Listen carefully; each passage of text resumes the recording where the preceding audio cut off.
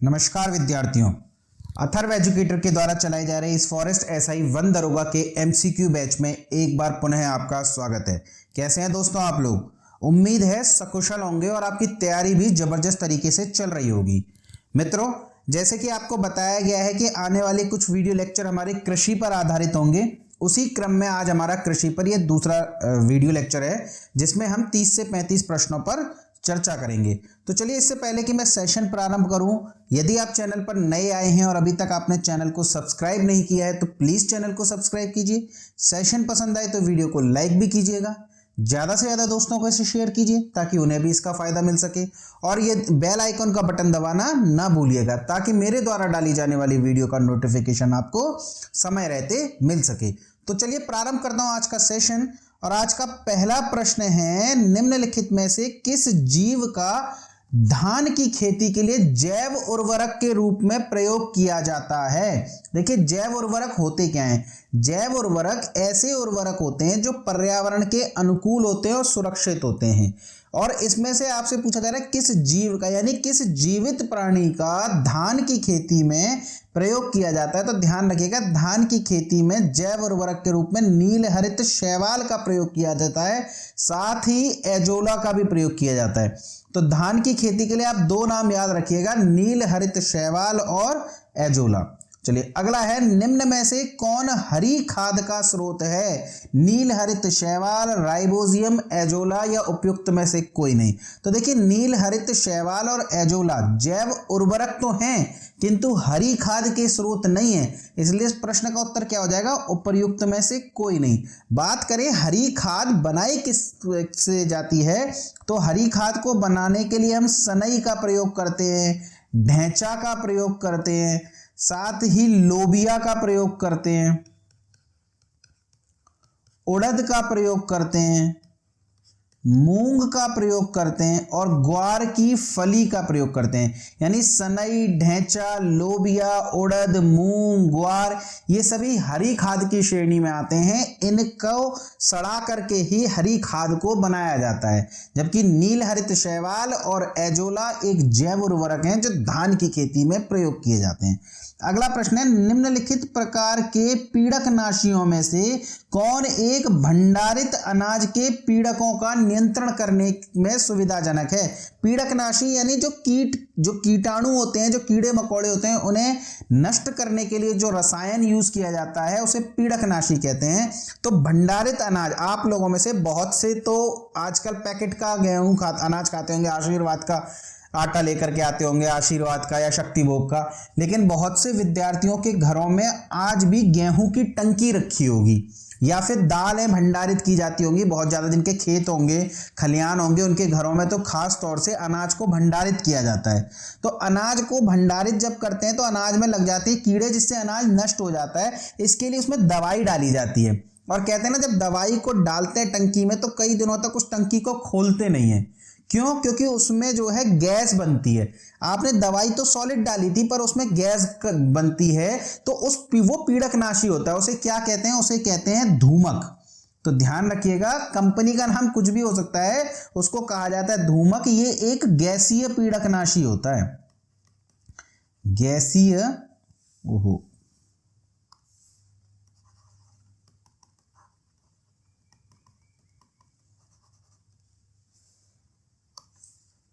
ये एक गैसीय पीड़कनाशी होता है।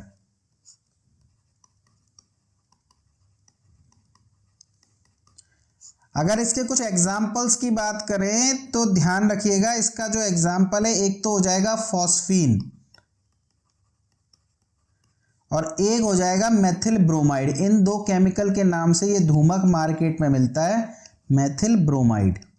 ये इनके सॉल्ट का नाम है। कंपनी का नाम तो कुछ भी हो सकता है कि ये दवाई दे दो, वो दवाई दे दो, या आप कह देते हैं गेहूं में डालने वाली दवाई दे दो, तो वो धूमक होता है। और कौन सा केमिकल होता है? फॉस्फीन होता है या मेथिल ब्रोमाइड होता है, जो कि भंडारित अनाज के पीड़कों का यानी कीटाणुओं का नियंत्रण करने के लिए प्रयोग किया जाता है। चलिए अगला प्रश्न देखते हैं, जैविक खेती के संबंध में निम्न में से कौन सा कथन सही नहीं है? जैविक खेती के संबंध में कुछ कथन आपको दिए गए हैं और आपसे पूछा जा रहा है कौन सा कथन सही नहीं है। इसमें पारिस्थितिक संरक्षी पद्धतियों का प्रयोग किया जाता है, बिल्कुल सही है। पर्यावरण के अनुकूल जो भी पद्धति होती है उनका प्रयोग किया जाता है जैविक खेती में, किसी भी प्रकार का कोई रासायनिक उर्वरक नहीं डाला जाता। इसमें आनुवांशिक रूपांतरित बीजों का उपयोग नहीं होता, यह भी सही है। इसमें किसी भी प्रकार के जेनेटिक कन्वर्टेड जो बीज होते हैं, आनुवांशिक रूपांतरित बीज होते हैं, उनका प्रयोग नहीं किया जाता, बल्कि जो पारंपरिक बीज जिनका प्रयोग भारत में किसान सदियों से करते आ रहे हैं उन्हीं का प्रयोग किया जाता है। देखिए हरित क्रांति के समय में आनुवांशिक रूपांतरित बीजों का प्रयोग किया गया, जिससे फसल की पैदावार तो बहुत बढ़िया हुई, लेकिन धीरे धीरे मृदा की उर्वरकता भी समाप्त होती चली गई हरित क्रांति के परिणाम स्वरूप। तो फिर से जैविक खेती की ओर लौट रहे हैं सभी किसान, और जैविक खेती ही पर्यावरण को बचाए रखने की मांग है। तो जैविक खेती में आनुवांशिक रूपांतरित बीजों का उपयोग नहीं किया जाता। इसमें न्यूनतम फसल चक्रण होता है, ये गलत है। जैविक खेती में उच्चतम फसल चक्रण होता है, उच्चतम फसल चक्रण। जैविक खेती में पारंपरिक तरीके से की जाने वाली खेती में फसल उगने में, फसल के कटाई में समय लगता है, जबकि ये जो होते हैं आनुवांशिक रूपांतरित बीज, इनसे फसल बहुत जल्दी जल्दी बनती है, जिससे किसानों को लाभ होता है। तो किसानों को तो लाभ होता है, पर पर्यावरण को, मिट्टी को धीरे धीरे नुकसान हो रहा है। तो ध्यान रखिएगा, जैविक खेती में न्यूनतम फसल चक्रण नहीं होता बल्कि उच्चतम फसल चक्रण होता है, जबकि संश्लिष्ट पीड़कनाशी अथवा उर्वरकों का उपयोग नहीं किया जाता। ये कथन भी आपका सही हो जाएगा। तो आपसे कथन कौन सा सही नहीं है पूछा था, तो प्रश्न का उत्तर हो जाएगा सी। चलिए अगला है, निम्नलिखित में से कौन सा विभिन्न फसलों के लिए मृदा में विद्यमान एक सूक्ष्म पोषक है। देखिए मृदा में फसलों के लिए जो पोषक तत्व आवश्यक होते हैं उन्हें दो भागों में बांटा जाता है। एक होते हैं सूक्ष्म पोषक तत्व और एक होते हैं वृहद पोषक तत्व। तो आपको पता होना चाहिए कि सूक्ष्म पोषक तत्व कौन कौन से होते हैं। तो आप एक बार नाम लिख लीजिए, मैग्नीज, लोहा, बोरॉन, जिंक, क्लोरीन और कॉपर। ये जो है आपके सूक्ष्म पोषक तत्व हैं। तो आपको क्या पूछा जा रहा है, आपको पूछा जा रहा है कौन सा एक सूक्ष्म पोषक तत्व है। तो आप यहां देख लीजिए, यहां दिया हुआ है मैग्नीज और आपके ऑप्शन में भी है मैग्नीज। तो हमारे प्रश्न का उत्तर हो जाएगा मैग्नीज। पर आपसे वृहद भी तो पूछा जा सकता है, तो आप एक बार उनके नाम भी लिख लीजिए, कार्बन, हाइड्रोजन, साथ ही आपका एक हो जाएगा फॉस्फोरस। देखिए कंफ्यूज मत कीजिएगा, कॉपर आपका ऊपर है, ठीक है। इसके अलावा यहां लिख देता हूं पोटेशियम, पोटेशियम के अलावा कैल्शियम, सबसे इंपॉर्टेंट है मैग्नीशियम, क्योंकि मैग्नीशियम और मैग्नीज में कंफ्यूजन होता है। मैग्नीशियम आपका जो है वो वृहद है, जबकि मैग्नीज आपका सूक्ष्म है। तो ध्यान रखिएगा, मैग्नीशियम यहां पर आप लिख लीजिए। इसके अलावा एक आपका सल्फर होता है। तो अगर आपको इनमें से कोई नाम मिल जाएगा तो वो तो हो जाएगा वृहद पोषक तत्व, जबकि ऊपर वाले ये मैग्नीज, लोहा, बोरॉन, जिंक, क्लोरीन, कॉपर मिल जाएगा तो ये हो जाएंगे सूक्ष्म पोषक तत्व। तो थोड़ा ध्यान रखिएगा इस बात को। चलिए अगला प्रश्न है, गन्ना भारत की मुख्य नकदी फसलों में से एक है, निम्नलिखित में से किसे प्राप्त करने के लिए इसे उगाया जाता है। देखिए गन्ने से बनती है चीनी, तो गन्ना जो है वो सुक्रोज को प्राप्त करने के लिए उगाया जाता है। सुक्रोज जो कि एक डाइसैकेराइड है और फ्रक्टोज और ग्लूकोज से मिलकर के बनती है। फ्रक्टोज और ग्लूकोज से मिलकर के बनती है क्या, सुक्रोज। और सुक्रोज हमें किससे प्राप्त होती है, तो सुक्रोज हमें जो है गन्ने से प्राप्त होती है। इसी सुक्रोज को साइंस में आपने पढ़ा होगा क्वेश्चन, टेबल शुगर के नाम से जाना जाता है। टेबल शुगर के नाम से जाना जाता है। और इसका फार्मूला क्या होता है, तो इसका फार्मूला होता है C12H22O11। ये आपका जो है सुक्रोज का फार्मूला होता है। इसे टेबल शुगर के नाम से जाना जाता है। एक डाइसैकेराइड है जो फ्रक्टोज और ग्लूकोज से मिलकर बनती है और गन्ने से इसे प्राप्त किया जाता है। चलिए अगला प्रश्न है, निम्न में से कौन एक जीविका खेती का उदाहरण है। देखिए जीविका खेती अलग होता है, जैविक खेती अलग होता है। जैविक खेती क्या होती है? ऑर्गेनिक एग्रीकल्चर, जिसमें हम उर्वरकों का प्रयोग नहीं करते, आनुवांशिक बीजों का प्रयोग नहीं करते, ऐसी खेती को कहते हैं जैविका खेती, जैविक खेती। जबकि जीविका खेती क्या होती है? जीविका खेती होती है जीवन निर्वाह हेतु की जाने वाली खेती, जीवन निर्वाह हेतु की जाने वाली खेती। इसमें हम किसी भी प्रकार के वाणिज्यिक उद्देश्यों से खेती को नहीं करते। इसमें हम खेती किस लिए करते हैं? ताकि इतनी फसल पैदा कर सकें कि हम अपने परिवार का पेट पाल सकें, स्वयं उसे प्रयोग कर सकें। तो जीविका खेती का सबसे बड़ा एग्जाम्पल क्या है? सबसे बड़ा एग्जाम्पल है स्थानांतरित जुताई, जो कि आदिवासियों के द्वारा की जाती है। वो केवल कोई बेचने बाचने के लिए खेती नहीं करते, वे केवल अपने जीवन निर्वाह के लिए, अपना पेट पालने के लिए खेती करते हैं। जमीन का प्रयोग करते हैं, उस पर फसल उगाते हैं, 2-3 साल में जब उसकी उर्वरक क्षमता खत्म हो जाती है तो कहीं और किसी और जमीन को ढूंढ लेते हैं खेती करने के लिए। इसीलिए इस खेती को क्या कहते हैं? स्थानांतरी कृषि, काटो और जोतो कृषि। तो ध्यान रखिएगा, जीविका खेती का उदाहरण कौन सा है? स्थानांतरी कृषि। चलिए अगला है, भारत में श्वेत क्रांति का जनक निम्न में से किसे माना जाता है? दुग्ध क्रांति कह लीजिए, श्वेत क्रांति कह लीजिए, flood revolution, white flood revolution कह लीजिए, कुछ भी कह लीजिए।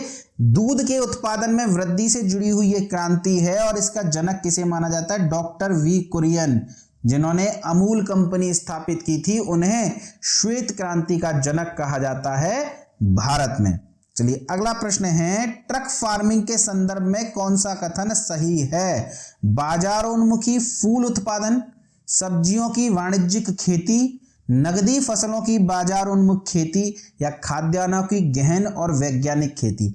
देखिए जब भी ट्रक फार्मिंग आ जाए तो ध्यान रख लीजिएगा, माइंड में आपके तुरंत वेजिटेबल्स आनी चाहिए, सब्जियां आनी चाहिए। यानी सब्जियों की वाणिज्यिक खेती क्या कहलाती है? Truck farming.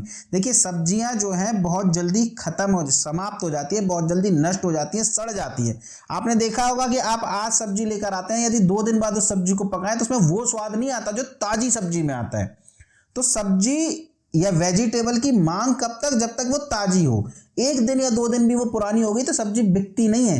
तो यानी वो जहां उगाई जा रही है और जहां बेचा उसे जाना है, वहां तक ट्रांसपोर्टेशन बहुत ज्यादा फास्ट होना चाहिए।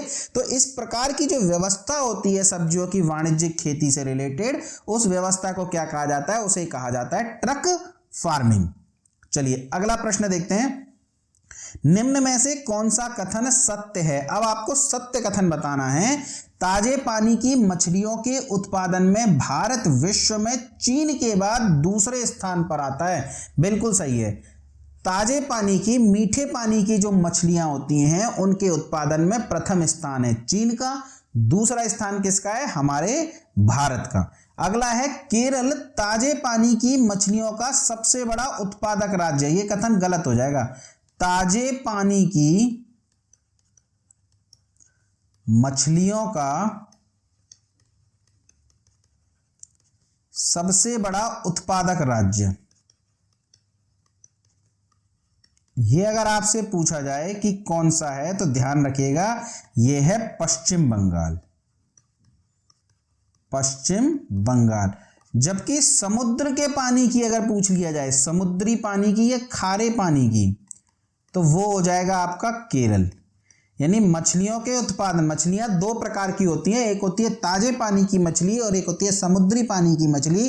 ताजे पानी की मछलियां जो सबसे ज्यादा उगाई जाती, मतलब प्राप्त की जाती हैं, वे की जाती हैं पश्चिम बंगाल में, और समुद्री पानी की जो मछलियां सबसे ज्यादा उत्पादित की जाती हैं वो कहाँ की जाती हैं? वो की जाती हैं आपकी केरल में। तो ध्यान रखिएगा, स्टेटमेंट पलट दिए गए हैं। तो सत्य कथन कौन सा हो जाएगा? सत्य कथन हो जाएगा आपका ए।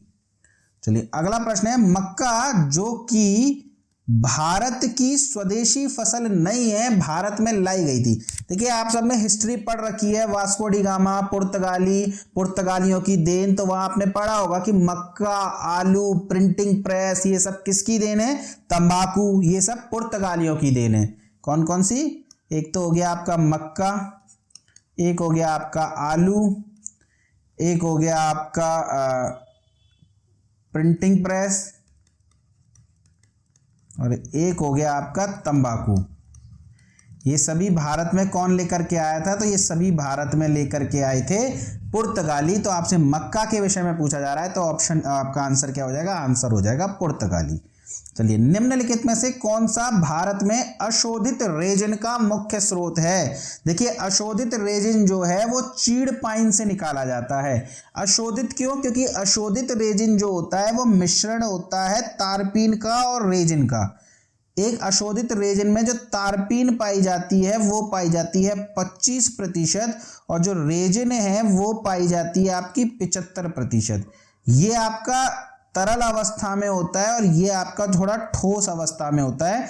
आसवन की प्रक्रिया के द्वारा रेजिन, अशोधित रेजिन से तारपीन और रेजिन को अलग कर दिया जाता है। और ये जो अशोधित रेजिन होता है ये प्राप्त हमें किससे होता है? तो ये चीड़ पाइन से प्राप्त होता है। चीड़ कहाँ पाए जाते हैं? चीड़ पाए जाते हैं हिमालय क्षेत्र में। स्प्रूस, चीड़, देवदार, ये सभी हम चर्चा कर चुके हैं। ये सभी कहाँ पाए जाते हैं? तो ये सभी पाए जाते हैं आपके हिमालयी क्षेत्र में। चलिए, अगला प्रश्न देखते हैं। निम्न में से सुमेलित युग्म कौन सा है? आपको सुमेलित युग्म बताना है।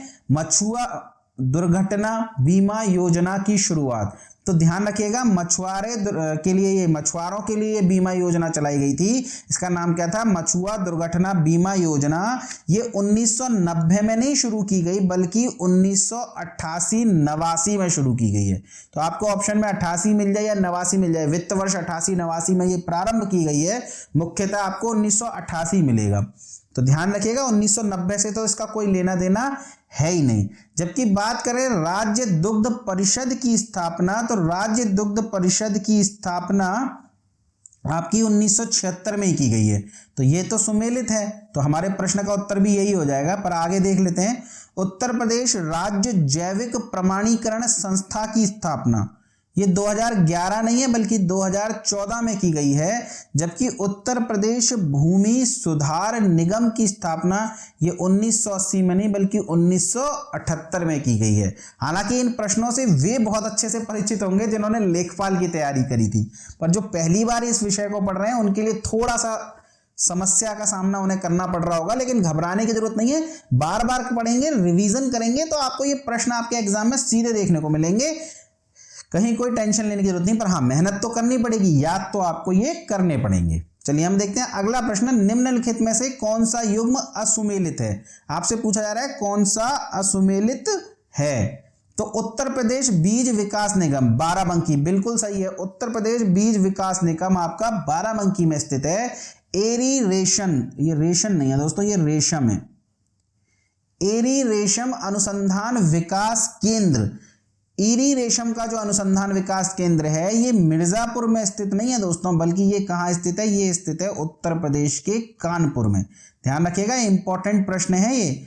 तो ईरी रेशम अनुसंधान विकास केंद्र कहाँ है? कानपुर में है। जबकि सरदार पटेल कृषि विश्वविद्यालय कहाँ है? मेरठ में। कल एक विश्वविद्यालय हमने आपको बताया था, आजाद चंद्रशेखर, वे कहाँ था? वो था कानपुर में। आज एक और है सरदार पटेल कृषि विश्वविद्यालय, ये कहाँ है? मेरठ में। ये आप कलेक्शन करते चलिए और इन्हें याद करते चलिए। हालांकि लिस्टिंग में आपको कराऊंगा एक साथ में, पर अलग अलग भी आपको याद करने में आसानी रहेगी। बार बार अलग अलग समय पर अलग अलग प्रश्नों में आपके सामने जब चीजें आएंगी तो आपके मेमोरी में वो बैठेंगी। हालांकि लिस्टिंग में आपको करा दूंगा लिस्टिंग, लेकिन कभी एक साथ बैठ के याद नहीं होती चीजें, ध्यान रखिएगा ये बात। चलिए, केंद्रीय बकरी अनुसंधान संस्थान मखदूम मथुरा में, तो ये भी आपका सही हो जाएगा। आपसे पूछ रहा है कौन सा युग्म असुमेलित है, तो आंसर हो जाएगा आपका बी। चलिए, अगला है उत्तर प्रदेश द्वारा मत्स्य पालन को कृषि का दर्जा कब प्राप्त हुआ? तो ध्यान रखना, मछली के पालन को अब कृषि में शामिल कर लिया गया है। और कब शामिल किया गया है या कब मत्स्य पालन को कृषि का दर्जा प्राप्त हुआ? तो वो सन कौन सा हो जाएगा? वो सन हो जाएगा सन 2015। यानी 2015 के बाद से मत्स्य पालन पशुपालन में नहीं आता बल्कि किस में आता है? वो आता है अब कृषि में। चलिए, अगला है निम्न में से कौन सा युग्म असुमेलित है? आपसे पूछा जा रहा है असुमेलित युग्म बताना है। किसान कॉल सेंटर की शुरुआत ये आपकी सन 2004 में हुई है। किसान क्रेडिट कार्ड योजना 1992-93। दोस्तों, किसान क्रेडिट कार्ड योजना 1992-93 की नहीं है बल्कि ये है आपकी 1998-99 की। तो यही हमारा सुमेलित हो जाएगा। जबकि चंद्रशेखर आजाद कृषि विश्वविद्यालय, इसकी स्थापना जो है 1975 में ही हुई है। किसान मित्र योजना सन 2001 में चलाई गई थी। 18 जून सन 2001 को ये योजना प्रारंभ की गई थी। तो ये भी आपका सही हो जाएगा, आपका गलत हो जाएगा। किसान क्रेडिट कार्ड योजना ये 1998 की 92-93 की नहीं है, बल्कि 1998-99 की है। चलिए अगला है भूमि विकास, उत्तर प्रदेश भूमि विकास एवं जल संसाधन विकास प्रशिक्षण संस्थान। उत्तर प्रदेश भूमि विकास एवं जल संसाधन विकास प्रशिक्षण संस्थान कहाँ है? तो ये आसान सा प्रश्न है। ये है तो लखनऊ में, पर इसकी स्थापना कब हुई है? तो इसकी स्थापना हुई है आपकी 1998 में। उत्तर प्रदेश भूमि विकास एवं जल संसाधन विकास प्रशिक्षण संस्थान। आसान क्यों कहा? क्योंकि लखनऊ में है। ठीक है, जब भी आपको नहीं पता होता तो उत्तर प्रदेश के आप हर संस्थान का तुक्का कहाँ मारते हैं? लखनऊ में मारते हैं। तो जो तुक्का मारेंगे उनके भी सही होने के चांसेस सबसे ज्यादा है, इसलिए आसान कहा है मैंने। ये मत सोचिएगा कि आसान कैसे बोल दिया, उसका कारण है कि लखनऊ में स्थित है। चलिए अगला है सही सुमेलित युग्म निम्न में से कौन सा है? आपको कौन सा सुमेलित है ये बताना है। भारतीय सब्जी अनुसंधान संस्थान वाराणसी, बिल्कुल ठीक है। भारतीय सब्जी अनुसंधान संस्थान कहां पर है? वाराणसी में है। पान अनुसंधान प्रशिक्षण संस्थान, ये ललितपुर में नहीं है दोस्तों, बल्कि पान कहां का है? महोबा का। तो पान अनुसंधान प्रशिक्षण संस्थान कहां स्थित है? महोबा में। आलू अनुसंधान केंद्र, ये नोएडा में नहीं है दोस्तों, बल्कि ये आपका स्थित है मेरठ में। जबकि केंद्रीय औषधि एवं सुगंध पौध संस्थान, ये आपका कानपुर में नहीं है, बल्कि ये आपका स्थित है लखनऊ में। तो ध्यान रखिएगा, भारतीय सब्जी अनुसंधान संस्थान वाराणसी में, पान अनुसंधान प्रशिक्षण संस्थान महोबा में, आलू अनुसंधान केंद्र नोएडा में, और केंद्रीय औषधि एवं सुगंध पौध संस्थान आपका कहां पर है? ये आपका स्थित है लखनऊ में। चलिए अगला है राजस्थान में स्थानांतरित कृषि को क्या कहा जाता है? देखिए वैसे तो मैंने आपसे कल भी चर्चा करी थी एक प्रश्न में, तब मैंने आपको बताया था कि वालरा आपका राजस्थान का है, पर ये स्थानांतरित कृषि के प्रश्न आपके सामने बार बार आते हैं। तो आप एक काम कीजिए, एक लिस्ट बना लीजिए। सबसे पहले तो झूम की बात करें तो स्थानांतरित कृषि यानी काटो जलाओ जोतो कृषि जो है, इसको स्थानांतरित कृषि कहते हैं। ये भारत के अलग अलग हिस्सों में अलग अलग नाम से जानी जाती है। तो झूम कहाँ कहाँ कहते हैं? तो ध्यान रखिएगा, झूम पूर्वोत्तर भारत में कहते हैं, लेकिन पूर्वोत्तर भारत के भी सभी राज्यों में नहीं कहते, बल्कि असम में कहते हैं। असम के साथ साथ नागालैंड में कहते हैं। नागालैंड के अलावा आपका एक हो जाएगा मेघालय और मिजोरम। मेघालय और मिजोरम। तो ध्यान रखिएगा, झूम आपसे जब भी पूछा जाए मुख्यतः तो असम है। ऑप्शन में ज़्यादातर चांसेस हैं कि आपको असम दिया हो, पर असम के साथ साथ नागालैंड भी दिया जा सकता है, मेघालय भी दिया जा सकता है, या मिजोरम भी दिया जा सकता है। तो झूम कहाँ कहाँ कहते हैं? झूम कहते हैं असम में, नागालैंड में, मेघालय में, मिजोरम में। बात करें पामलू की, तो पामलू कहा जाता है आपका मणिपुर में। पामलू आपका कहा जाता है मणिपुर में। जबकि कुमारी कहाँ कहा जाता है? तो कुमारी कहा जाता है पश्चिमी घाट में। जितने भी ये पश्चिमी घाट प्रदेश हैं, यहाँ पर स्थानांतरित कृषि को किस नाम से जाना जाता है? तो यहाँ जाना जाता है कुमारी के नाम से। जबकि वालरा कहाँ कहा जाता है? वालरा तो कहा जाता है राजस्थान में। ये तो बात हो गई जो प्रश्न में दिए हुए ऑप्शन है। इसके अलावा ध्यान रखिएगा, कल हमने चर्चा करी थी हिमालयी क्षेत्रों में स्थानांतरित कृषि को किस नाम से जाना जाता है? तो वहां जाना जाता है खिल के नाम से। इसी के साथ छत्तीसगढ़ में इसे दीपा के नाम से जाना जाता है। बात करें मध्य प्रदेश की, तो मध्य प्रदेश में इसे वेबर कहते हैं, या फिर इसे कहते हैं दहिया। मध्य प्रदेश में किस नाम से जानते हैं? वेबर या दहिया। और वहीं बात करें यदि हम आंध्र प्रदेश की, तो आंध्र प्रदेश में इसे कहते हैं, क्या कहते हैं? पोंडू। तो ध्यान रखिएगा, झूम कहाँ कहते हैं? असम में, नागालैंड में, मेघालय में, मिजोरम में, हिमालय में से खिल कहते हैं, मणिपुर में पामलू, पश्चिमी घाट में कुमारी, राजस्थान में वालरा, छत्तीसगढ़ में दीपा, मध्य प्रदेश में वेबर और दैया, और आंध्र प्रदेश में किस नाम से जाना जाता है? आंध्र प्रदेश में इसे कहा जाता है पोंडू। चलिए अगला प्रश्न है, भिंडी उत्पादन में आत्मनिर्भरता के लिए निम्न में से कौन सी क्रांति प्रारंभ की गई थी। देखिए कई क्रांतियां हमने कल पढ़ ली थी, कुछ क्रांतियां उसमें छूट गई थी जिन्हें मैंने आज कवर किया है। तो आपसे पूछा जा रहा है भिंडी उत्पादन में आत्मनिर्भरता के लिए निम्न में से कौन सी क्रांति चलाई जाती है। तो भिंडी उत्पादन के लिए चलाई जाती है परामनी क्रांति। बात करें स्वर्ण रेशा क्रांति, तो इसका संबंध जूट उत्पादन से है। गोल्डन फाइबर कहते हैं कि नहीं कहते जूट को, तो जूट उत्पादन के लिए चलाई जाती है गोल्डन फाइबर रिवॉल्यूशन, स्वर्ण रेशा क्रांति। बात करें बादामी क्रांति, तो इसका संबंध स्पाइसेस यानी मसालों से है। और सुनहरी क्रांति गोल्डन रिवॉल्यूशन, इसका संबंध किससे है, इसका संबंध बागवानी से या हम कह सकते हैं फल उत्पादन से है, बागवानी से या इसी को कह लीजिए फलों के उत्पादन से। चलिए अगला है, वर्षा ऋतु के मौसम के बाद उगाई जाने वाली फसल क्या कहलाती है। तो ध्यान रखिएगा वर्षा ऋतु समाप्त होती है सितंबर में, इसके बाद अक्टूबर महीना आता है और अक्टूबर में कौन सी फसल उगाई जाती है, रबी की फसल उगाई जाती है, यानी वर्षा ऋतु के बाद उगाई जाती है रबी की फसल। रबी की फसल अक्टूबर में उगाई जाती है और इसकी कटाई लगभग मार्च में की जाती है, यानी अक्टूबर से मार्च के मध्य में जो फसल उगाई जाती है वो कौन सी होती है, रबी की।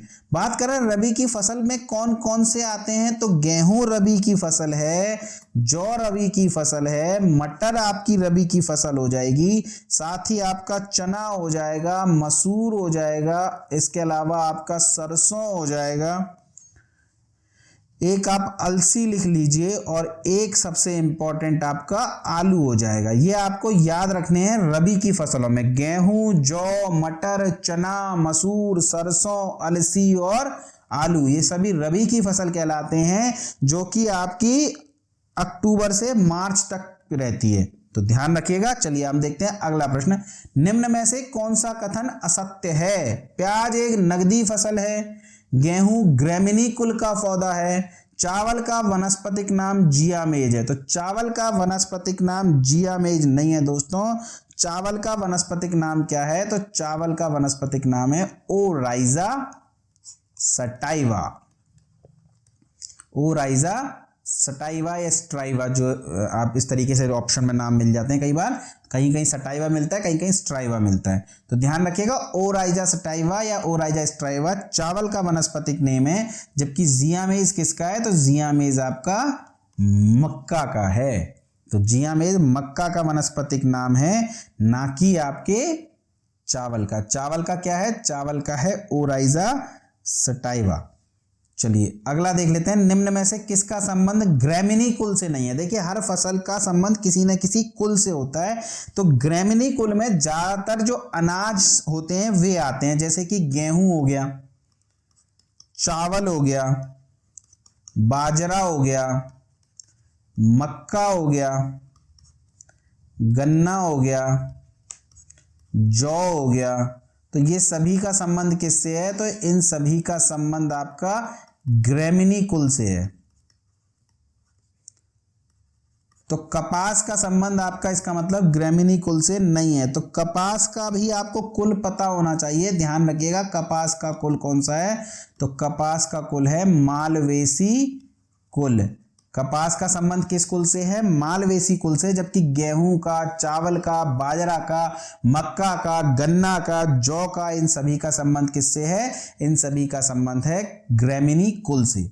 चलिए अगला है, सरसों किस कुल का पौधा है, मालवेसी कुल। तो मालवेसी कुल का कौन सा होता है, मालवेसी कुल का होता है कपास, जबकि ग्रैमिनी कुल का कौन सा है, ग्रैमिनी कुल का ये रहा गेहूं, चावल, बाजरा, मक्का, गन्ना, जौ। लेग्यूमिनेसी कुल, तो जितनी भी दालें होती हैं वे सभी लेग्यूमिनेसी कुल से आती हैं।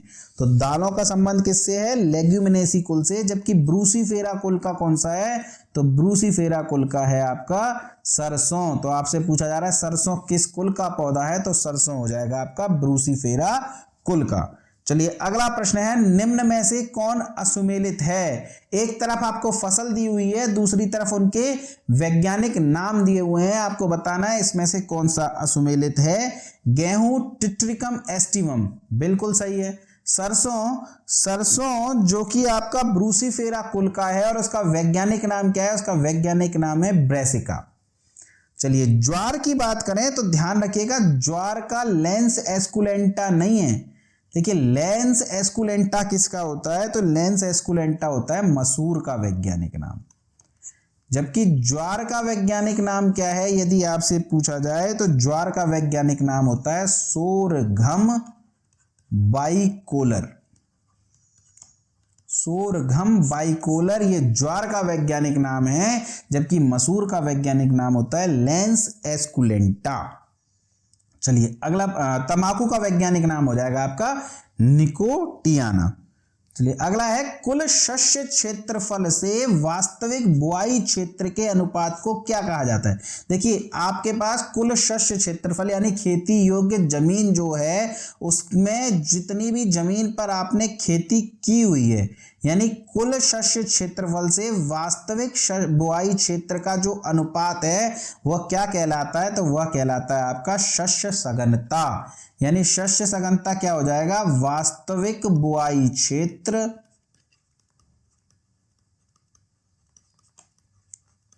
इसका अनुपात आप निकालिए कुल शस्य क्षेत्रफल से,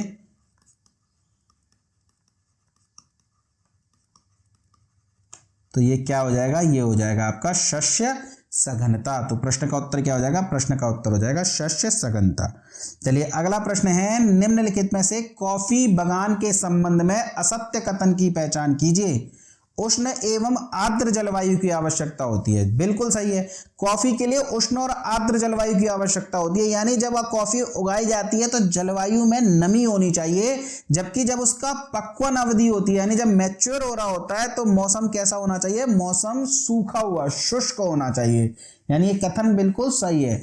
अच्छे जल निकास वाले लहरदार खेत होने चाहिए, यानी खेत लहरदार होने चाहिए जिसमें कि जल आराम से निकल सके, यानी जल की निकासी की सुदृढ़ व्यवस्था होनी चाहिए कॉफी के बागानों में। पहाड़ी ढालों पर उगाई जाती है, लेकिन जो तापमान है वो 35 डिग्री सेल्सियस नहीं होता, बल्कि तापमान कितना चाहिए होता है? तो तापमान चाहिए होता है 16 से 28 डिग्री सेल्सियस का। तो यही कथन हमारा गलत हो जाएगा। जबकि मिट्टी कैसी चाहिए? मिट्टी चाहिए ढलान युक्त दोमट मिट्टी। तो तापमान जो है 16 से 28 डिग्री सेल्सियस चाहिए होता है, ना कि 35 डिग्री सेल्सियस। चलिए अगला है, निम्न में से कौन सी रबी की प्रमुख अनाज फसल है? देखिए रबी की फसल हमने लिखी थी, गेहूं लिखा था, जौ लिखा था, चना लिखा था, सरसों, मसूर, मटर, आलू, अलसी, ये सभी रबी की फसल थी। तो गेहूं कैसी है? रबी की। जबकि धान, मक्का, मिलेट ये सब खरीफ की फसल है। चलिए अगला है, गंगा के निचले मैदान की विशेषता यह है कि यहाँ वर्ष भर जलवायु उच्च तापमान के साथ आर्द्र बनी रहती है। इस क्षेत्र के लिए निम्नलिखित फसलों में से कौन सा युग्म सबसे उपयुक्त है? देखिए गंगा के निचले मैदानों में सबसे ज्यादा क्या उगाया जाता है? तो सबसे ज्यादा उगता है क्या? धान, और साथ ही उगता है जूट। ठीक है, तो ध्यान रखिएगा धान और जूट इस प्रश्न का उत्तर हो जाएगा। अगला है, किसान का मित्र कहा जाने वाला केंचुए के संबंध में क्या सत्य है? देखिए किसान का मित्र किसे कहते हैं? केंचुए को कहते हैं। क्यों? क्योंकि इसका मुख्य कार्य क्या होता है? इसका मुख्य कार्य होता है मिट्टी को उर्वरता प्रदान करना। और इसके संबंध में आपसे असत्य कथन पूछ रहा है, यह जटिल अकार्बनिक पदार्थों के विभाजन में मदद करते हैं। देखिए पदार्थों के विभाजन में तो मदद करता है केंचुआ, इसीलिए तो उसे किसान का मित्र कहा जाता है। लेकिन वे पदार्थ अकार्बनिक नहीं होते बल्कि कार्बनिक होते हैं। कार्बनिक पदार्थों के विभाजन में मदद करता है, जैविक पदार्थों के विभाजन में मदद करता है केंचुआ, न कि अकार्बनिक पदार्थों के विभाजन में। तो यही कथन असत्य हो जाएगा। बाकी सभी कथन कैसे हैं? बाकी सभी कथन हैं सत्य। तो दोस्तों ये थे आज के महत्वपूर्ण प्रश्न जिन पर हमने चर्चा करी। मुझे पूरी उम्मीद है कि सेशन आपको पसंद आया होगा और आपको अच्छा भी लग रहा होगा। आप में से बहुत से मित्रों के मेरे पास अच्छे कमेंट्स आते हैं जो मुझे प्रोत्साहित करते हैं। कुछ मित्र क्लासेस की प्रश्नों की संख्या को लेकर के परेशान हैं, तो निश्चित तौर पर शीघ्र ही हम प्रश्नों की संख्या को बढ़ा देंगे या फिर क्लासेस की संख्या को बढ़ा देंगे। अभी थोड़ा व्यस्तता बहुत ज्यादा है दोस्तों, उसमें से समय निकाल करके मैं आपके लिए प्रश्न लेकर के आता हूं, लेकिन जल्दी ही अभी तो एग्जाम की डेट भी नहीं आई है, तो घबराने की आपको जरूरत नहीं है। हम बहुत विस्तार से सभी कुछ पढ़ेंगे। जल्दी ही मैं क्लासेस की संख्या को बढ़ा दूंगा। चलिए फिर, तब तक पढ़ते रहिए, मस्त रहिए, चैनल को शेयर सब्सक्राइब करते रहिए। धन्यवाद दोस्तों।